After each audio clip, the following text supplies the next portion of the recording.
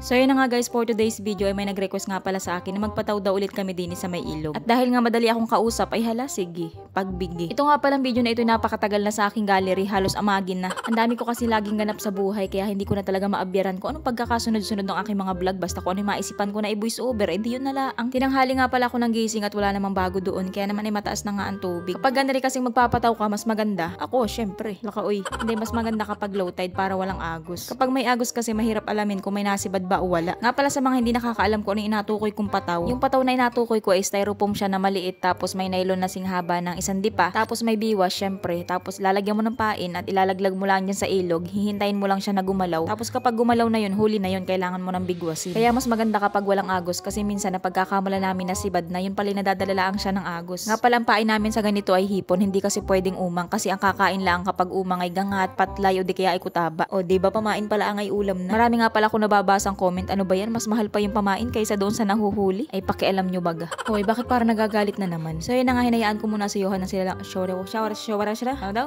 Hinayaan ko muna si Johan na siya muna ang magpataw. At sineset up ko muna itong camera din sa may tabi. At ayun, mukhang may huli yung isang pataw at hinahabol niya. Nga pala yung isdang nahuli namin kanina ay isdang talingan ang tawag sa amin. Wala lang, share ko lang. Dapat nga pala sa ganito ay babantayan mo din kasi nga minsan ay nakakatakas ang huli kapag hindi mo agad napupuntahan. Ayan nga at nakatakas yung huli nitong isa. Mas gusto ko nga pala itong pataw kaysa sa pangahapin kasi ang pataw ay marami kang magagamit baga na biwas. Madali kang makakahuli. Yun nga lang, dapat mabilis kang magsagwan. At minsan kasi ay nagkakasabay-sabay ang sibad, hindi mo na nahuhuli yung iba, nakakatakas. Pangatlo na nga pala ito nahuli namin at puro mga bugao nga ang nasibad. Wala man laang nasibad na sigapo. Kahapon kasi ay nagpataw din si Johan kaya naman ay wala nang mahuling sigapo ngayon. Nasa 30 piraso ata yung nahuli niya kahapon. Noong mga nakarang araw pa nga niya ako inaakit na magpataw, kaso nga lang hindi lagi ako makaaga ng gising. Ay siya yan, nung aga niyang magising, alas 5 pa lang ay namimiwas na. Yan naman ang gusto ko sa batang yan, ang sipag niyan lagi. Yung mga nahuhuli niyang isda ay binibenta niya at pinambabaon niya. So yun na nga, wala na naman akong maisip na sabihin din sa voice over, kakasura. Ikaw na nga, Heart. Ay, ano namang asabihin ko dyan? Bakit ako ang apag-voice overin mo dyan? Ano asabihin ko? Kahit ano yun, basta yung nakikita mo sa video. Ay, so ayun na nga. Ang nakikita ko sa video ay si Tabo di nagasagwa. Nasaan si Johan? Ay na, yan man din ay Aba, ako'y hanga din ni kay Johan at kabata-bata pa yan. Anong galing na manghuli ng mga sipot ay yung ibang mga bata ay naandoon. Ang iging mag-cellphone. Nung punta nga namin sa inyo ay daig pa akong mamingwit.